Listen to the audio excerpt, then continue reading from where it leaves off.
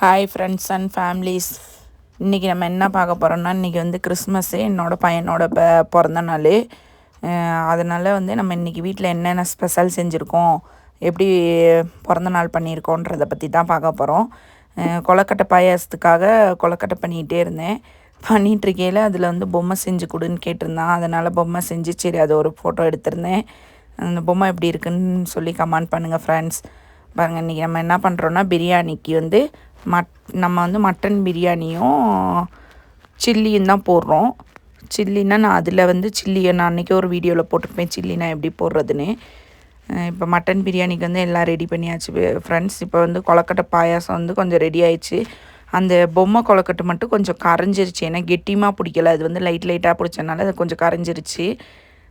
சில்லிக்கு இங்கே பாருங்கள், சில்லிக்கு தேவையானது வந்து போட்டு சில்லி கொஞ்சம் நேரம் ஊற வச்சு இப்போ இது பண்ணியாச்சு. பிரியாணியும் இந்த சைடு வந்து குக்கரில் வந்து நான் வந்து ஹஸ்பண்ட் வந்து இன்றைக்கி ஒர்க்கில் இருக்கனால நான் 4 days இன்றைக்கி வர்றதில்லை. அதனால் வந்துட்டு ஒரு 1.5 கிளாஸ் மட்டும்தான் அரிசி போட்டிருந்தேன். சீரக சம்பா அரிசியில் தான் நான் செஞ்சேன்.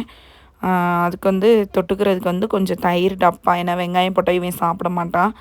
இன்றைக்கி ஒரு நாள் ஆசையாக இருந்துச்சுன்னா போட்டுக்குவோம். அப்புறம் கொலக்கட்டை பாயாசமும் ரெடி ஆயிடுச்சு. சரி, நம்ம மேலே அந்த அக்கா கொஞ்சம் கொடுத்துடலாம், கொஞ்சம் பாப்பா சாப்பிடும் அப்படின்னு சொல்லிட்டு அவங்களுக்கு கொஞ்சம் கொடுத்துட்டு நானும் சாப்பிட்டுட்டேன். சாப்பிட்டு முடிச்சதுக்கப்புறம் இந்த இவருக்கு வந்து கிறிஸ்மஸ் வேஷம் போடுறதுக்காக இந்த மீஷோவில் வந்து ஆர்டர் போட்டு வாங்கியிருந்தேன். சரி, காலையில் வந்து எப்படியும் ட்ரெஸ் போட மாட்டான், எப்போவுமே டிஷர்ட் எதுனா போட்டு விடுவோம். சரி, இந்த தடவை வந்து கிறிஸ்மஸ் ட்ரெஸ் மாதிரி போட்டுவிட்டு கொஞ்சம் குழந்தைங்கள கூப்பிட்டு சாக்லேட் கொடுக்கலாம் அப்படின்னு சொல்லிட்டு அந்த குழந்தைங்க முன்னாடி ஒரு டான்ஸ்லாம் பண்ணான். அந்த கிறிஸ்மஸ் தாத்தா மாதிரி இப்படி பண்ணு அப்படி பண்ணுன்னு அவனுக்கு சொல்லி கொடுத்துட்ருந்தோம். அந்த பாக்கெட்டில் வந்து கரெக்டாக கேட்டான், அந்த பாக்கெட்டில் வந்து சாக்லேட் போட்டு கொடுங்க அப்படின்லாம் சொல்லி இவன் கேட்டான். நான் சாக்லேட் பண்ணி போட்டு கொடுத்து குழந்தைங்கள எல்லாரையும் கூப்பிட்டு கொடுத்தான். சரி, ஈவினிங் வந்து கேக் வெட்டலாம் அப்படின்னு சொல்லிட்டு கேக்கு வெட்டுறதுக்காக எல்லாம் ரெடி பண்ணி வச்சாச்சு ஃப்ரெண்ட்ஸ். நான் பாருங்கள், ஃப்ரீசரில் வச்சுட்டு அந்த கேக்கை வந்து ஃப்ரீசரில் வச்சுட்டு அதுக்கப்புறம் என்ன பண்ணிட்டோம், வெளியே எடுத்துட்டோம். வெளியே எடுத்து அது கொஞ்சம் உருகிட்டு சரி நாங்கள் 3 பேரும் கொண்டாடினோம்.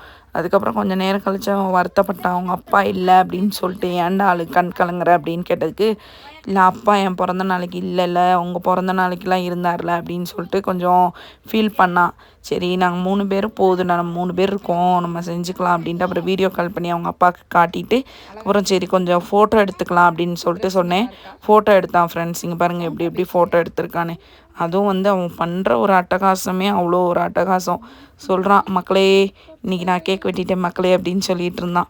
சரி ராணி, அப்புறமா பேசு மக்கள்கிட்ட அப்படின்னு சொல்லிட்டு அவனை சொல்லிகிட்டு இருந்தேன். சரிங்க ஃப்ரெண்ட்ஸ், இந்த வீடியோ உங்களுக்கு பிடிச்சிருந்தா லைக் பண்ணுங்கள். ஓகே, தேங்க்யூ ஃபார் வாட்சிங்.